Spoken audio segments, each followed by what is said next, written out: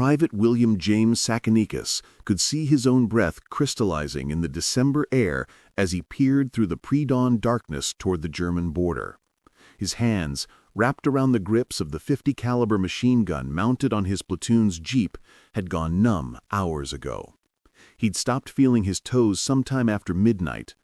The foxhole he shared with 2 other men on the ridgeline above Lanzerath, Belgium, was reinforced with pine logs. Lieutenant Bauck had insisted on that, but it did nothing to keep out the cold that seeped up through the frozen earth. It was December 16, 1944, 5:30 a.m. Then the world exploded. The German artillery barrage came without warning, a rolling thunder that turned the forest canopy above them into a sawmill of shrapnel and splintering wood. Tree bursts, the deadliest kind. Sakanicus pressed himself into the bottom of his hole as chunks of pine the size of a man's arm began raining down. The air filled with the smell of cordite and fresh-cut timber. Somewhere to his left, someone was screaming. The barrage lasted 90 minutes, a sustained, methodical pounding designed to obliterate anything living on the ridgeline. When it finally stopped, Sakanicus's ears were ringing so badly he couldn't hear his own voice. But he could see. Through the drifting smoke and morning mist, coming down the road from the east, was a column of German soldiers that seemed to stretch back to the horizon itself. To understand what happened at Lanzerath Ridge, you have to understand what the men in those foxholes were never meant to do: fight.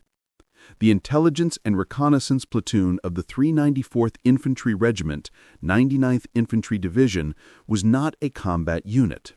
Their 18 men, carefully selected for intelligence, physical conditioning, and marksmanship, were trained to slip through enemy lines in the darkness, gather information, capture prisoners for interrogation, and slip back. Ghost work. They operated in 2 9-man reconnaissance squads, plus a 7-man headquarters section. Their job was to see without being seen. 20-year-old First Lieutenant Lyle Bauck was one of the youngest commissioned officers in the U.S. Army. A Missouri kid who joined the National Guard at 14 to help his family pay bills during the Depression. When the war came, he applied for officer candidate school and graduated 4th in his class. The Army kept him on as an instructor until November 1944, when his skills were finally needed in Europe. His men were the same caliber. College-educated soldiers pulled from the Army Specialized Training Program when it was abruptly terminated. Expert marksmen, men who scored high on aptitude tests. Some had already earned the Combat Infantryman badge for actions during patrols into German-held territory, creeping through snow-clogged defiles in the fog, fixing enemy positions, sometimes going as far as 2 miles behind enemy lines to snatch prisoners. They weren't supposed to hold ground. They weren't supposed to die in place. On December 10, 1944, Major Robert Kriz, the regimental commander, sent Bauck's platoon to fill a gap in the line near Lanzerath. It was a nothing assignment, a quiet village of 23 homes and a church on the Belgian border facing the Ardennes forest. The position sat right on the boundary between the 99th Infantry Division and the 2nd Infantry Division to the north and the 14th Cavalry Group to the south. Nobody was particularly worried about it. The Allied command did not believe the Germans could attack through the Ardennes forest, despite having done exactly that only 4 years before. But Bauck took it seriously. His platoon found well-dug foxholes in the tree line overlooking Lanzerath, left behind by another American unit. Over the next 5 days, they improved the positions obsessively. Deeper holes, overhead cover with pine logs, interlocking fields of fire. Bauck traded and scrounged for weapons beyond their authorized equipment: Browning automatic rifles, a .30 caliber light machine gun, a massive .50 caliber machine gun pulled from a jeep, crates of ammunition, boxes of grenades. He ran a communication line all the way back to regimental headquarters 6 miles away. They positioned themselves in the wood line northwest of Lanzerath with good observation of the highway running north through the village and east toward the German border town of Loschem. Between them and the village was an open field sloping downward, bordered by barbed wire fence. Behind them, forest, darkness, and theoretically the rest of the American army. Sergeant Bill James later recalled the position. "We had a perfect kill zone. Anyone coming up that road would be completely exposed for 400 yards. They settled in to watch and wait. For 4 days, nothing happened. Then on the night of December 15, something changed. The few local civilians still in Lanzerath began leaving. An old woman told them something was coming. Task Force X, a tank destroyer platoon from the 14th Cavalry that had been positioned in the village itself, quietly pulled out during the night without telling Bouck's platoon they were leaving. This left the INR platoon as the only American unit in the sector, and without armor support. Bouck sent 3 men, James, Sergeant Bill Slape, and Private Risto, Krieger, to set up an observation post in one of the abandoned houses on the eastern edge of Lanzerath. He went with them. In the gray light before dawn on December 16, they saw it. A column of approximately 500 German soldiers marching down the road toward them from the east. Their distinctive helmet silhouettes were unmistakable. Fallschirmjäger, German paratroopers, among the best soldiers Germany could field. Bouck's training hadn't prepared him for this. He was outnumbered 20-1 minimum. His radio worked, but when he called regimental headquarters requesting permission to withdraw and conduct a delaying action, the response was immediate and unambiguous. Hold at all costs. What the Americans didn't know, what nobody at headquarters understood yet, was that they were looking at the spearhead of Germany's last great offensive of World War II. Adolf Hitler had conceived Operation Wacht am Rhein, Watch on the Rhine, as a desperate gamble to split the Allied armies, recapture the vital port of Antwerp, and force the Western powers to negotiate peace. He'd scraped together 3 armies, 30 divisions, 250,000 men, 1,400 tanks and assault guns, and aimed them all at the weakest point in the Allied line, the Ardennes. The 1st SS Panzer Division Leibstandarte Adolf Hitler was the spearhead of the northern assault. Leading that spearhead was Kampfgruppe Peiper, 4,800 men and 800 vehicles under SS Obersturmbannführer Joachim Peiper, including 117 tanks, many of them the newest 70-ton Tiger IIs with 7 inches of armor. The plan called for Peiper to reach the Meuse River, 80 miles away on the first day. His route ran directly through Lanzerath. But first, the 3rd Fallschirmjäger Division had to clear the road. The 3rd Fallschirmjäger was a shadow of its former glory. The original division had been virtually annihilated in Normandy. It had been reconstituted using replacements from Luftwaffe field regiments, teenage conscripts, men over 50, soldiers fresh from hospitals, personnel transferred from the shrinking Navy and Air Force. They carried the new STG-44 assault rifles and were equipped with rifle grenades, but most had never fired them in combat. Still, there were 500 of them, organized around a corps of combat veterans, and they were coming up a road that only 18 Americans were defending. The German plan was brutally simple: a massive 90-minute artillery barrage to shatter the American line, followed by infantry assault to break through, and then Peiper's panzers would exploit the breach and race for the Meuse. At 5:30 a.m., the artillery opened up. When the barrage finally lifted at 7 a.m., Sergeant Slape climbed out of his foxhole to assess the damage. The forest above them looked like it had been fed through a wood chipper. Shattered trees lay everywhere. The air stank of explosives. Amazingly, nobody had been killed. The overhead log cover Buck had insisted on had saved them. Then Slape looked down toward Lanzerath, and his breath caught. The Germans were already in the village, a full company, at least 150 men, moving in formation toward the ridge. More were forming up behind them on the road. The lead elements reached the barbed wire fence at the base of the open field and began cutting through. Buck ordered his men to wait. "Let the lead elements pass," he said. "Wait until you see officers, then open fire." The Germans came up the slope in a loose line, confident, their weapons slung. They expected no resistance. The American positions were so well camouflaged that from 100 yards away they were invisible, just another section of forest. At 75 yards, Buck gave the signal. 18 American rifles opened fire simultaneously. The effect was catastrophic.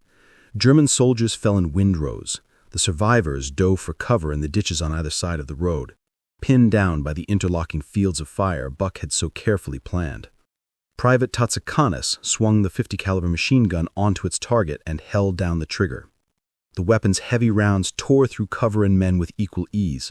Spent brass casings piled up around his position like brass coins. The German commander, realizing he was facing a prepared defense, tried to rally his men for a flanking assault. He never completed the order. A single shot from one of the American sharpshooters dropped him where he stood. The first assault had lasted less than 10 minutes. At least 30 Germans were dead or wounded in the field. The survivors pulled back to Lanzarote. Back at the German command post, the battalion commander received the report. Strong resistance from well-positioned American forces. Possibly a full company. Artillery support was requested. None came. The German guns had already moved forward to support the attacks elsewhere. They would have to take the position with infantry alone. The second wave came at 10 a.m., a full frontal assault by over 200 paratroopers, this time with suppressing fire from every weapon they had. The Germans had learned. They came in rushes using terrain and suppressive fire, trying to overwhelm the Americans through sheer volume of firepower. The Americans met them with disciplined, aimed fire. Every man in Buck's platoon was an expert marksman. They didn't spray bullets, they picked targets and killed them. The 2 Browning automatic rifles hammered away, their 20-round magazines providing sustained fire. The 30-caliber machine gun cut grazing fire across the approaches, and Tatsikanis' 50-caliber just kept firing, the barrel glowing red-hot, the weapon bucking against its mount. Private Louis Khalil, one of the Browning automatic rifle gunners, later described it. They just kept coming. We'd drop one and 2 more would take his place, but we had the position and they didn't. That made all the difference. The second assault broke on the American position like a wave on rocks. More German bodies littered the field. The survivors pulled back again. By 2 p.m., the Germans launched their third assault. This time, they tried to concentrate their attack on one section of the American line, hoping to break through at a single point. Sergeant Slapp took over the .50 caliber machine gun from Sakanikis. He fired so many rounds that the gun overheated and seized up. While he desperately tried to clear it, the 4 forward artillery observers attached to the platoon called in coordinates for fire support. No fire came.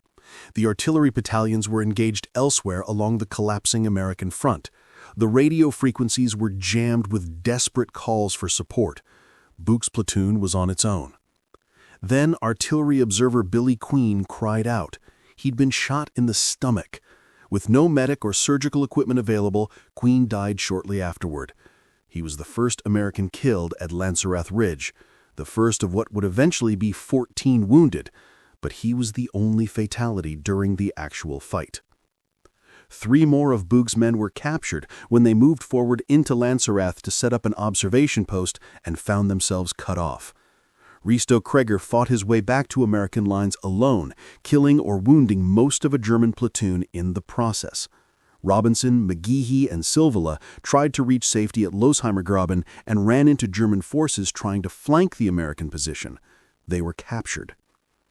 We were frightened and we were tired, and it was like a hellish nightmare, Buch later told the New York Times. It seemed it would never end. We couldn't get any help. It seemed like it was all hopeless. But they held. Hour after hour, the Germans attacked, the Americans threw them back. The mathematics were brutal and simple. The Americans had superior position, superior marksmanship, and enough ammunition. The Germans had numbers, but numbers didn't matter when you had to cross 400 yards of open ground under aimed fire from concealed positions. As dusk approached, Buch's men were running low on ammunition, their radios had been destroyed by German fire, they had no contact with headquarters, no hope of reinforcement, and no orders except the last ones they'd received that morning. Hold at all costs. Buch decided they would have to withdraw under cover of darkness. He began planning the movement, designating rally points in the forest behind them. But before he could give the order, the Germans made one final move. 50 German paratroopers had been sent around the southern flank while the Americans were focused on the frontal assaults. They came at the American foxholes from behind, rolling grenades into the positions, firing into the holes at point-blank range. There was no time to react. Buch took shrapnel in his leg. The man next to him was shot in the face, the wound nearly killing him. One by one, the American positions were overwhelmed. After more than 15 hours of continuous combat, outnumbered at least 25-1, out of ammunition and contact with most of his men wounded, Buch had no choice. He surrendered. The remaining Americans, 15 men, were pulled from their foxholes and marched down into Lanzerath at gunpoint. It was December 16th, the day before Lyle Buch's 21st birthday. Around midnight, SS Obersturmbannführer Joachim Peiper's tanks finally rolled into Lanzerath, 18 hours behind schedule. Peiper was furious. His entire battle plan depended on speed. He was supposed to have been at the Mersrümer by now. Instead, he'd spent most of the day stuck in traffic jams on roads clogged with horse-drawn artillery and infantry. 2 of his Panther tanks had been knocked out by mines. The railroad overpasses that were supposed to have been repaired by German engineers were still out. And now his lead elements had been stopped cold by what? He stormed into the regimental headquarters at the Café Scholzen and demanded to know who was in charge. When Oberst Helmut Hoffmann identified himself, Peiper asked, "Why have you stopped?"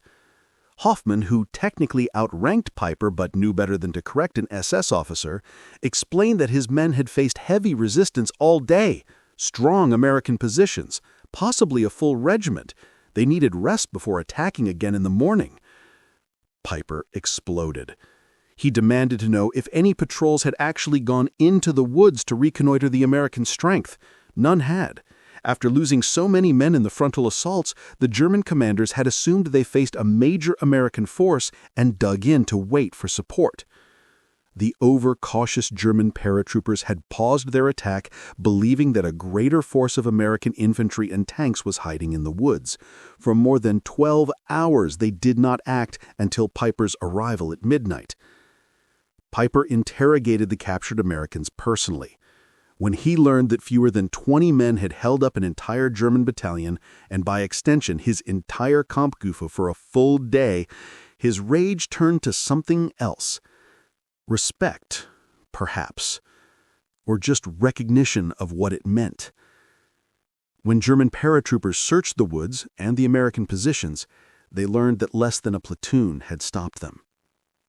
At 4:30 a.m. on December 17th, more than 16 hours behind schedule, Peiper's Panthers rolled out of Lanzerath with a battalion of paratroopers riding on their decks. They headed north for Buchholz Station. Peiper's Kampfgruppe would continue to be delayed at Stavelot, at Trois-Ponts, at Stoumont, and finally at Lugleis, where the Americans cut him off and destroyed his force. Of his nearly 5,000 men, only 800 would make it back to German lines on Christmas Day. The 18-hour delay at Lanzerath proved critical. It gave the Americans time to move the 30th Infantry Division, the 3rd Armored Division, and the 82nd Airborne Division into position to block Peiper's advance. The northern shoulder of the Bulge held. Hitler's last great offensive failed, and it failed in large part because of 18 men in foxholes on a ridge above a Belgian village. The captured Americans were marched to POW camps in Germany. They spent the next 5 months in freezing, disease-infested conditions. By the time they were liberated in April 1945, most were emaciated and suffering from hepatitis. Several were near death. Lyle Buch spent his 21st birthday as a prisoner of war. He would spend the next 36 years thinking he had failed. Because the unit had been cut off and captured, American commanders didn't know what they had achieved. The official after-action reports simply noted that the 394th I&R platoon had been overrun during the German attack. There was no mention of how long they'd held, how many Germans they'd killed or wounded, or what their stand had meant for the broader battle. Buch went home considering the wounding and capture of his men a personal failure. He didn't know that his platoon had delayed the entire German advance in that sector. He didn't know about Peiper's furious arrival at midnight or the 18-hour delay that proved so costly to German plans. It wasn't until 1965 that the story began to emerge. The U.S. Army published The Ardennes, the Battle of the Bulge, which mentioned Buch's platoon in passing. William James, one of the platoon members, contacted Bouck and encouraged him to seek proper recognition for his men. Bouck reached out to his former division commander, Major General Walter E. Lauer. In 1966, Bouck received a Silver Star in the mail. But none of his men were recognized, which upset him more than the years of being forgotten. For the next 15 years, Bouck lobbied. He wrote letters. He testified before Congress.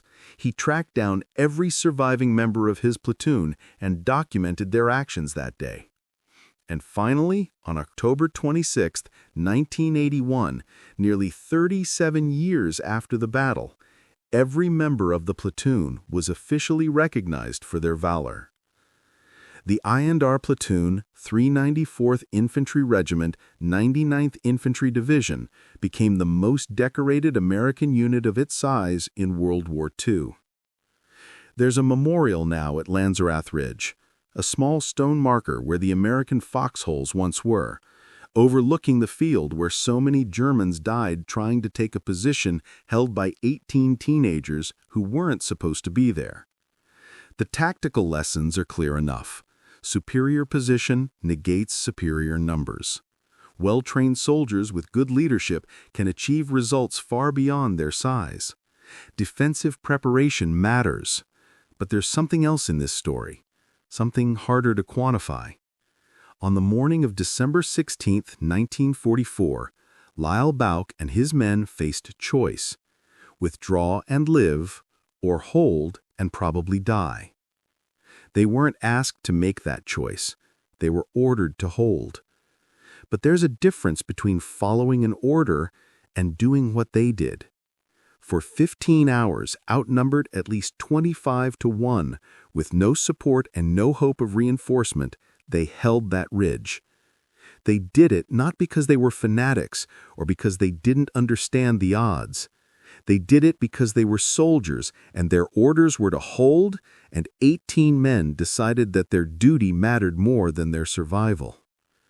The Germans who fought them that day recognized it.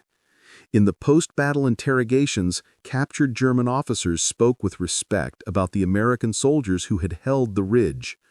One German battalion commander called it the most stubborn defense he had encountered in the entire war. Despite the heavy fighting, the Germans didn't just shoot the Americans when they overran the positions, they let them surrender. That was unusual on the Eastern Front. It was unusual anywhere in that war. But soldiers recognize soldiers. Bouck lived until 2016. He was 93 years old. In his final years, he returned to Lanzerath several times, walking the ground where his platoon had fought. Visitors would ask him how he felt about what happened that day, about being forgotten for so long, about spending his 21st birthday as a prisoner of war, about the years of lobbying for recognition. His answer was always the same: we did our job. That's what mattered. Today, military historians study the Battle of Lanzerath Ridge as a textbook example of small unit defensive action. Special Forces units examine it for lessons on fighting while outnumbered. The position, the fields of fire, the ammunition discipline, the leadership, all of it gets analyzed and taught. But maybe the real lesson is simpler. Sometimes 18 men can change the course of a battle. Sometimes a platoon that isn't supposed to fight can hold back an army. Sometimes the smallest actions in the quietest places matter more than anyone realizes at the time. December 16, 1944. Lanzerath Ridge, Belgium. 18 men, 500 Germans, 15 hours. They held. If this story moved you, if you believe sacrifices like theirs should never be forgotten, then take 1 second to honor them. Like this video so more people remember their stand. Subscribe to the channel so more stories like this are told. And leave a comment if you think their courage deserves to be remembered. Because history fades when we stop telling it. And men like these should never disappear into silence.